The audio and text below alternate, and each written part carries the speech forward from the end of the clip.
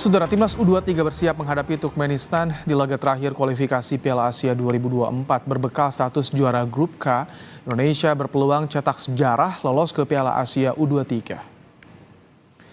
Dalam sesi latihan di Stadion Sriwedari Solo, pelatih timnas U23 Shin Tae-yong meminta anak asuhnya untuk serius menghadapi Turkmenistan di laga pamungkas Grup K.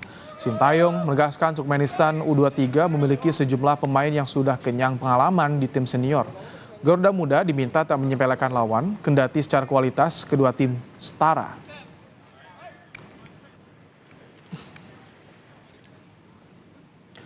Pelatih Turkmenistan Ahmet Agamirdov memuji potensi timnas U23 Indonesia yang akan jadi lawan tim asuhnya nanti malam.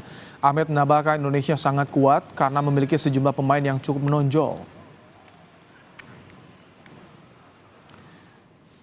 Sebelumnya Indonesia memakai formasi 4-4-2 saat menumbangkan Taiwan dengan skor 9-0. Sementara saat melawan Turkmenistan nanti malam, diprediksi formasi yang digunakan yaitu 3-4-3. Fernando Fahmi masih dipercaya sebagai kiper, sementara Ferrari, Rizky Ridho, dan Elkan Bagot akan perkuat lini belakang.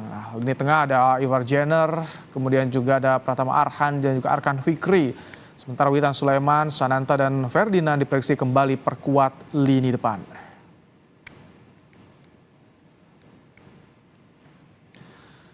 Penonton terus berdatangan di sekitar Stadion Manahan Solo untuk menyaksikan pertandingan nanti malam. Sejumlah warga turut memanfaatkan momen pertandingan ini dengan menggelar lapak dagangan. Pertandingan antara Indonesia dan Turkmenistan ini dijadwalkan berlangsung pada pukul 7 malam nanti, saudara.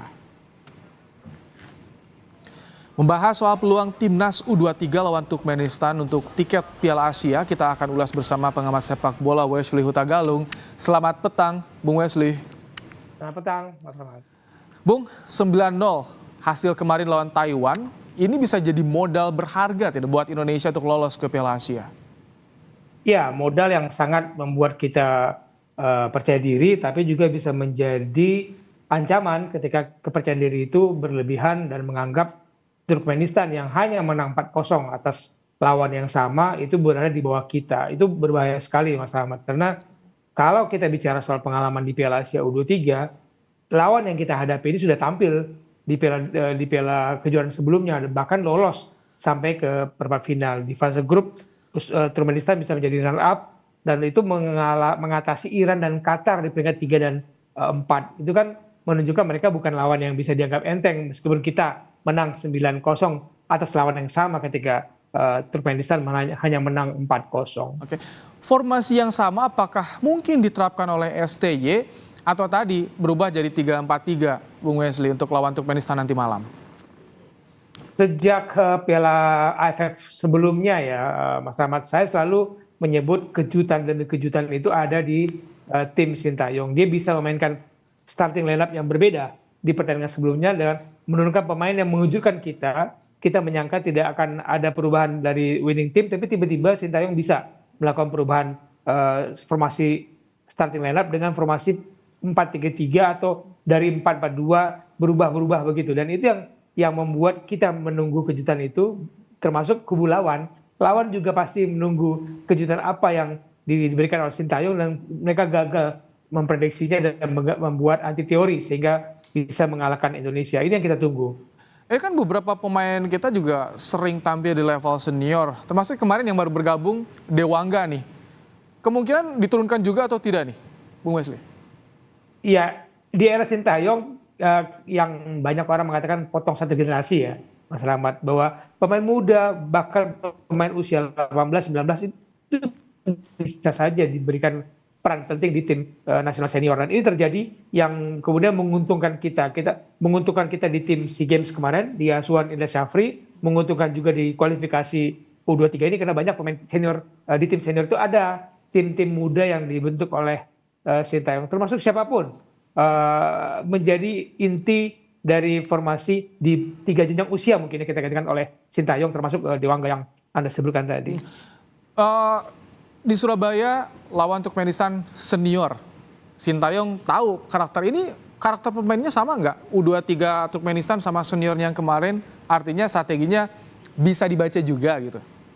Ya, biasanya kalau satu federasi mempunyai blueprint kalau kita anggap perbandingan dengan negara lain, itu mereka memainkan gaya yang sama dari usia muda sampai usia senior. Tapi dalam sepak bola, apapun itu bisa dengan cepat diubah tergantung lawan, tergantung gaya bermain lawan. Nah ini yang pasti juga diwaspadai oleh pelatih Turkmenistan Ahmed Agami Radov, bahwa tim yang disiapkan oleh Sintayong pasti tidak jauh berbeda gaya bermainnya. Cuman siapa yang diturunkan dan formasi kejutan itu yang kadang-kadang sulit menebak Sintayong maunya apa. Gitu. Oke, kalau kita kemarin melihat dengan Taiwan, postur kita berbeda juga.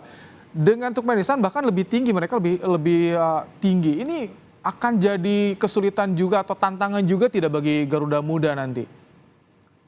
Seperti kita lihat ya, kita tonton di beberapa pertandingan di era Sintayong, pemain kita jarang sekali sering mengumbar bola-bola lambung yang ya memang itu bukan kelebihan kita sebenarnya. Kelebihan kita kan di speed and power dengan kecepatan sentuhan 1-2 dalam membongkar pertahanan lawan. Nah, menghadapi Turkmenistan, ya semoga para pemain kita ingat yang dilatih, yang dipersiapkan itu adalah bukan bola-bola atas. Sesekali ketika melakukan serangan balik, counter attack memakai bola atas, itu wajar saja dilakukan. Tapi kalau selalu saja menghajar pertahanan Turkmenistan dengan bola-bola atas, akan rugi bagi kita karena postur tubuh lawan lebih bagus dari kita. Ini kan targetnya Sintayong membawa U23 lolos ke Piala Asia di Qatar tahun depan nih. Bagaimana kalau Anda lihat motivasi Garuda Muda sejauh ini? Saya pikir ini tim yang sangat menyenangkan untuk dilihat, bergairah, dan mereka juga pasti sadar dengan kemampuan pelatih mereka adalah kelas dunia, dengan pemain-pemain yang begitu banyak diracik dengan berbagai macam kekuatan luar dan dalam negeri dan pemain muda. Saya pikir fokus mereka wajar kalau Indonesia harus menjadi juara grup. Lupakan status tiket runner up, ya kan, di kualifikasi ini ada 4 tim runner up terbaik yang bisa lolos ke putaran final di Qatar. Lupakan itu. Lebih baik melihat mimpi saya mau meraih 3 besar di kejuaraan Piala Asia U23 supaya bisa lolos ke Olimpiade Perancis tahun depan. Lebih baik fokusnya ke situ, menjadi juara grup dan mengincar 3 besar. Bukan maksud mau membesar-besarkan atau overconfidence, tapi bersama tim ini yang kita lihat dengan kualifikasi pelatih kita, kualifikasi para pemain kita, semua dilakukan dengan sangat baik. Saya pikir kenapa tidak untuk mempunyai cita-cita yang tinggi. Kita nantikan dan kita doakan bersama tentunya agar Garuda Muda bisa menang malam nanti dan lolos Piala Asia. Seperti target tadi, bisa lolos juga ke Olimpiade. Terima kasih Bung Wesley untuk pandangannya dalam program Kompas Petang sore hari ini.